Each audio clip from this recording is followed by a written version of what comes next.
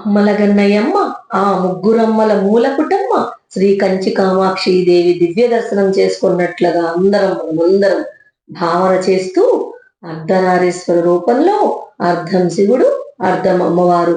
కానీ ఈ రోజు మనం చూసే రూపం శివుడి శరీరాన్నే పూర్తిగా ఆకర్షణ చేసుకున్న మహాశక్తి రూపం. శివుడు లేనిదే శక్తి లేదు, శక్తి లేనిదే శివుడు లేడు అని మనందరికీ తెలుసు. కానీ ఈ శ్లోకంలో శంకరాచార్యుల వారు ఒక అద్భుతమైన విషయాన్ని చెప్పారు.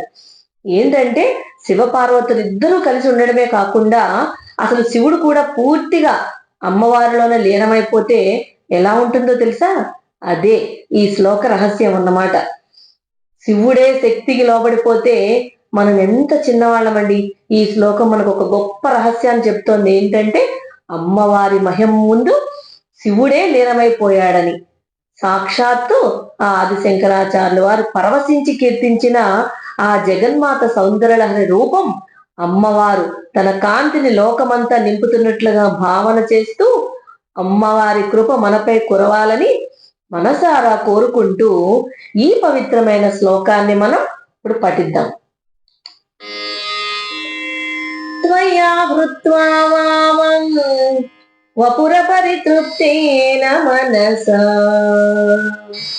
శరీరార్థం శంభో రపరమపి శంకే హృతమభూత్ యదేతత్వద్రూపం సకలమరుణాభం త్రినయనం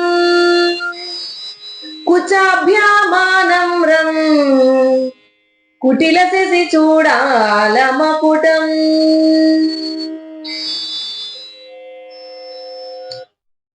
విన్నారు కదా? ఈ అక్షరాలలో ఎంతటి శక్తి ఉందో. ఈ అద్భుతమైన శ్లోకంలో అమ్మవారు శివుడిని ఎలా తనలో ఐక్యం చేసుకుందో ఇప్పుడు తెలుసుకుందాం. త్వయా హృత్వా వామం వపుర పరితృప్తేన మనసా.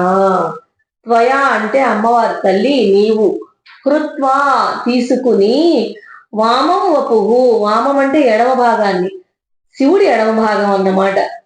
అపరితృప్తేనా ఇంకా అక్కడికి తృప్తి చెందకుండా, మనస మనసుతో అంటే అర్థం అమ్మవారు శివుడి ఎడమ భాగాన్ని తీసుకున్నారు, అర్ధనారీశ్వర రూపం అనమాట. కానీ నీ మనసు అంతటితో తృప్తి చెందలేదు, కేవలం సగభాగం తీసుకుంటే నీకు సరిపోలేదు అని ఈ పాదానికి అర్థం. శరీరార్థం శంభో రపరమపి శంకే హృతం అభూత్. శంభో అంటే శివుడు, శరీరార్థం అంటే మిగతా అర్థం అని, మిగతా అర్ధభాగం అని, అపిహృతం అది కూడా తీసుకున్నావేమో అని, శంకే అంటే అనుమానం అనమాట, శంఖం అనమాట. శంఖ అంటే శంఖ వచ్చిందంట కదా, అనుమానం రావడం అనమాట. అందుకే శివుడి మిగిలిన కుడి భాగాన్ని కూడా నీవే ఆక్రమించేసావని నాకు అనిపిస్తోంది తల్లి అని, ఒక అనుమానంగా ఉంది అని ఈ పాదానికి అర్థం. ఏదే తత్వద్రూపం సకల మరుణాభం త్రినయనం. ఏదే తత్వరూపం అంటే, ఏదే తత్వద్రూపం అంటే ఈ కనిపించే రూపం నిజస్వరూపమే అని. సకల మరుణాభం, అరుణ అంటే ఎర్రటి కాంతి అని మనకు తెలిసి చెప్పుకున్నాం. సకల మరుణాభం అంతా ఎర్రటి కాంతితో శక్తి స్వరూపం అన్నమాట. త్రినయనం అంటే మూడు కళ్ళు, శివలక్షణం. ఎందుకంటే ఇప్పుడు నాకు అనిపిస్తున్న నీ రూపం అంతా అరుణవర్ణంలో అంటే ఉదయ సూర్యుని ఎరుపు రంగులో ప్రకాశిస్తోంది. సాధారణంగా శివుడు తెల్లగా ఉంటాడు, కానీ ఇక్కడ మొత్తం ఎరుపుగానే ఉంది, నీకు మూడు కన్నులు ఉన్నాయి అని ఈ పాదానికి అర్థం. ఇంకా లాస్ట్ పాదం కుచాభ్యామానమ్రం కుటిలశశి చూడాల మకుటం. కుచాభ్యామానమ్రం అంటే వక్షస్థల భారంతో కొంచెం వంగింది స్త్రీ లక్షణంలో.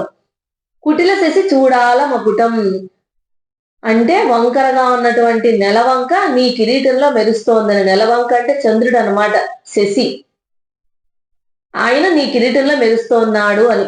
మొత్తానికి శ్లోకం భావార్థం ఏంటంటే, ఈ శ్లోకంలో శంకరుడు శివశక్తుల అర్ధనారీశ్వర తత్వాన్ని, అమ్మవారు శివుడు వేరు కాదు అని, ఒక్కటే అనే విషయాన్ని చాలా చమత్కారంగా చెప్తున్నారు. అమ్మవారు అయ్యవారు వేరువేరు కాదు, ఇద్దరు ఒకటే. మన సౌకర్యం కోసం మనం పేర్లు పెట్టుకున్నామే తప్ప ఆ తల్లిలో తండ్రి, తండ్రిలో తల్లి విడదీయలేనంతగా కలిసిపోయి ఉన్నారని ఈ శ్లోకం మనకి నిరూపిస్తోంది. సాధారణంగా శివపార్వతులు అంటే సగం శివుడు తెల్లగా, సగం పార్వతి ఎరుపుగా ఉంటారు. కానీ ఈ శ్లోకంలో భక్తుడికి శివుడు ఎక్కడా కనిపించడం లేదు. అమ్మవారు శివుని ఎడం భాగాన్ని తీసుకున్న తర్వాత ఆమెకి ఇంకా ప్రేమ ఎక్కువైపోయి శివుడి కుడి భాగాన్ని కూడా తనలోకి కలిపేసుకుందిట. అందుకే ఇప్పుడు ఆ రూపం అంతా కేవలం అమ్మవారు ఎరుపు రంగులోనే ఒకే ఒక స్త్రీ రూపంలో కనిపిస్తోందిట. అంటే పరమశివుడు పూర్తిగా అమ్మవారి శక్తిలో లీనమైపోయాడు అని దీని అర్థం. అమ్మ ప్రేమ ఎంత గొప్పదంటే తన స్వామిని కూడా తనలోనే దాచుకుని తానే లోకాన్ని రక్షిస్తోందట.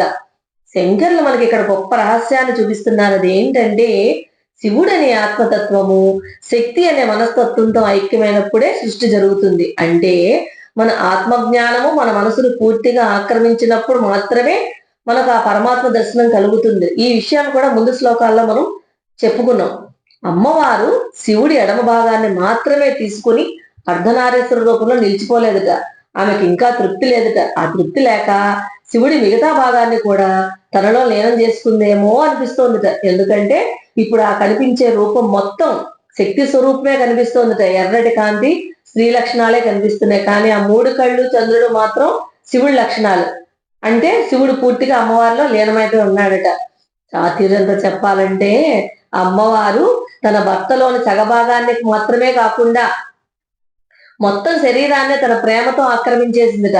అందుకే శివుడికి ఉండే 3 కళ్ళు చంద్రరేఖ అన్ని ఇప్పుడు అమ్మవారిలోనే కనిపిస్తున్నాయట. తల్లి ఎంతగా తండ్రిని తనలో దాచుకుందో తండ్రి కూడా అంతే ఇష్టంగా అమ్మవారిలో లీనమైపోయాడనేది ఇక్కడ అసలు పరమార్థం. శివశక్తులు వేరు కాదండి.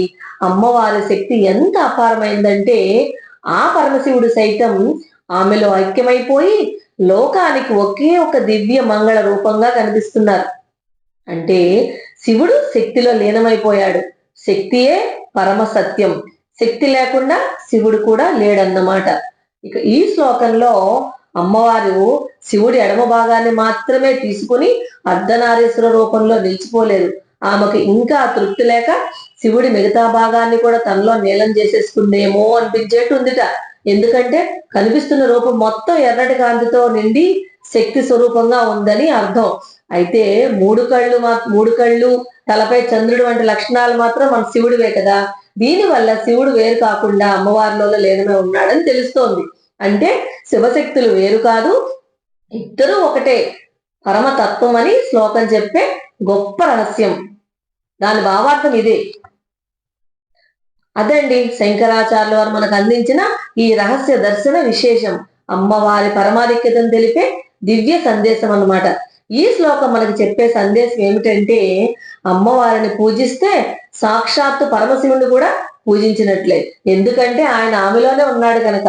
భక్తితో అమ్మను నమ్మితే సమస్తం లభిస్తుంది. పాలలో పంచదార కలిస్తే అది ఎలా విడదీయలేనట్లుగా కలిసిపోతుందో శివుడు కూడా అమ్మవారిలో అలా పూర్తిగా కలిసిపోయాట. అమ్మ కరుణా కటాక్ష వీక్షణాలు మీపై ఎల్లప్పుడూ ఉండాలని కోరుకుంటూ సకల లోకాన్ని రక్షించే ఆ తల్లికి శరణాగతి వేడుకుందాం. ఈ శ్లోకం మనకి ఇచ్చే సందేశం ఒక్కటేనండి. పరిస్థితులు ఎదురు తిరిగినప్పుడు భయపడకండి. ఆ తల్లిని శరణు వేడండి. ఆమె ఉండగా మనకు భయం ఎందుకండి? అమ్మ కృప ఉంటే అసాధ్యమైంది ఏదీ లేదు. సకల శుభాలు మీకు కలగాలని కోరుకుంటూ సర్వం అమ్మవారి పాదార విందార్పణమస్తు. స్వస్తి.